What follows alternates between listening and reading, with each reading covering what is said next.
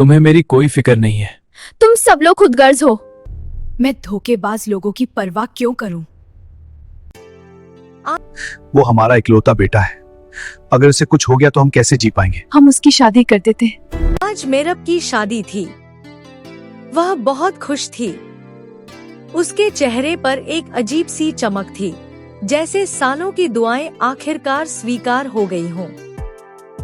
वह दिल ही दिल में भगवान का धन्यवाद कर रही थी कि उसकी शादी एक अमीर घराने में हो रही है। वही घर जहां वह कभी नौकरानी की तरह झाड़ू पोंछा किया करती थी। उसकी माँ भी बहुत खुश थी। कमजोर और बीमार होने के बावजूद उसकी आंखों में सुकून था। अब मैं सुकून से रह सकती हूँ, वह अक्सर कहती। मेरब बचपन से ही अनाथ थी। उसके पिता का साथ बहुत पहले ही छूट चुका था। वह अपनी माँ के साथ एक छोटे पुराने घर में रहती थी। उसकी माँ लोगों के घरों में काम करके दोनों का पेट भरती थी, मगर समय के साथ वह भी बीमार रहने लगी। तब मेरब ने जिम्मेदारी संभाल ली।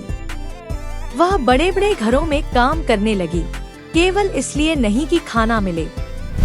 मैं तुम्हें कुछ इजाफी पैसे दे रही हूँ, तुम अपनी माँ की दवा ले लेना। बल्कि इसलिए भी कि वह अपनी माँ की दवाइयाँ खरीद सके। हर रात वह अपनी माँ के पास बैठकर प्रार्थना करती, हे भगवान, मेरी माँ को स्वास्थ्य दो। मगर उसकी माँ को अपनी बीमारी से ज्यादा चिंता मेरब की थी। वह जानती थी उसकी बेटी का उसके सिवा कोई नहीं।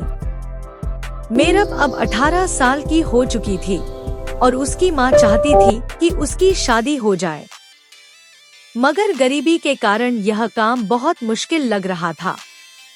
मेरब एक बड़े घर में काम करती थी। वहाँ के मालिक जुबैर साहब एक बड़े व्यवसायी थे और उनकी पत्नी एक नर्म दिल महिला थी। वह अक्सर मेरब को अतिरिक्त पैसे देती थी ताकि वह अपनी माँ की दवाइयाँ ले सके। इसी घर में उनका बेटा अरमान भी रहता था। That was a fun 25 story, साल Dad. का एक You नौजवान, always say that. मगर Well, एक it's दिन true. सब It कुछ is. बदल गया। अरमान को ब्लड कैंसर हो गया। पहले तो किसी को विश्वास नहीं आया, मगर जब टेस्ट हुए, डॉक्टर ने साफ कह दिया, उसके पास ज्यादा समय नहीं है, शायद केवल 1 साल। यह सुनकर उसके माता पिता बहुत परेशान हुए। वह उनका अकेला बेटा था। मुझे डर लग रहा है, हमारा बेटा बहुत बीमार है। डॉक्टर कहते हैं उसके पास ज्यादा वक्त नहीं है। इसी चिंता में उन्होंने निर्णय लिया, हम उसकी शादी कर देते हैं। शायद इस तरह वह खुश रहे और हमारी नस्ल भी आगे बढ़ जाए। मगर कोई भी लड़की इस रिश्ते के लिए तैयार नहीं हुई। सबको सच्चाई का पता था। तब एक दिन जुबैर साहब की पत्नी ने मेरब के बारे में सोचा, वह गरीब है मगर जिम्मेदार है, हमारी सेवा भी करेगी और अरमान का ध्यान भी रखेगी। यही सोचकर उन्होंने मेरब की माँ से बात की। गरीबी, बीमारी और मजबूरी के आगे यह रिश्ता स्वीकार कर लिया गया। मेरब को केवल इतना बताया गया कि अरमान थोड़ा बीमार रहता है और फिर शादी हो गई। बेटी, अब मैं सुकून से मर सकती। मेरब को केवल इतना बताया गया कि अरमान थोड़ा बीमार रहता है और फिर शादी हो गई। शुरुआत के दिन सपने जैसे थे, मगर कुछ ही दिनों में वास्तविकता सामने आ गई। मेरब ने अरमान को अक्सर मेरी कोई दवाइयाँ फिक्र लेते नहीं है। देखा। तुम सब लोग खुदगर्ज जब हो। भी वह पूछती, वह मैं चुप रहता। धोखेबाज लोगों की परवाह क्यों फिर करूं? एक दिन उसने अपने सास ससुर की बातें सुनी। मुझे डर लग रहा है, हमारा बेटा बहुत बीमार है। डॉक्टर कहते हैं उसके पास ज्यादा वक्त नहीं है। दुआ करो कि मेरब जल्द ही उम्मीद से हो जाए। अरमान के पास समय कम है। यह सुनकर मेरब का दिल टूट गया।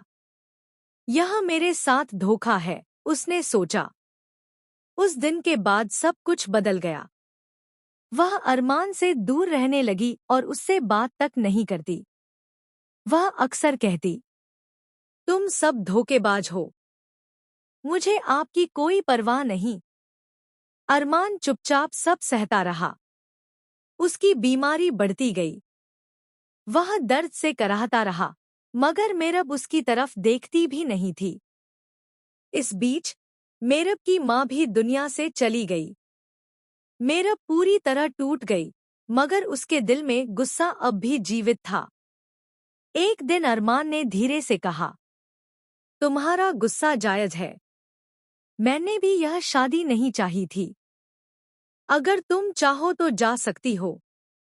मुझे तुमसे कोई शिकायत नहीं। उसकी आंखों में सच्चाई और दर्द था। इस पल मेरब के दिल में कुछ बदल गया। उसने सोचा, अगर वह बीमार है तो इसमें उसका कोई दोष नहीं है। गुस्से की जगह जिम्मेदारी और सहानुभूति ने ले ली। वह धीरे धीरे अरमान की देखभाल करने लगी। उसकी दवाइयाँ, खाना और हर जरूरत। समय बीतता गया और मेरब हर दिन उसके साथ खड़ी रही। कुछ महीनों बाद उन्हें उम्मीद की किरण मिली। अरमान अब धीरे धीरे स्वस्थ होने लगा। घर जो कभी दुख से भरा था, अब सुकून और उम्मीद से भर गया। और इसी बीच घर में एक नन्ही बच्ची का जन्म हुआ। अरमान अपने बच्चे को गोद में लेकर मुस्कुरा रहा था और मेरब उसे देखकर दिल ही दिल में धन्यवाद कर रही थी। दोनों एक दूसरे को देखकर मुस्कुरा दिए। अब यह जीवन जो कभी कठिन और धोखे भरे रास्ते से गुजरा, जिम्मेदारी और हिम्मत की वजह से सुकून और खुशी से भर गया था। दोस्तों, अगर आप मीरब की जगह होते तो आप क्या करते? क्या आप भी इतने बड़े धोखे के बाद उस घर में रहते या सब कुछ छोड़कर चले जाते? अपनी राय हमें कमेंट में जरूर बताएं। और अगर आपको ऐसी इमोशनल कहानियां पसंद हैं तो वीडियो को लाइक करें और चैनल को सब्सक्राइब करना बिल्कुल न भूलें।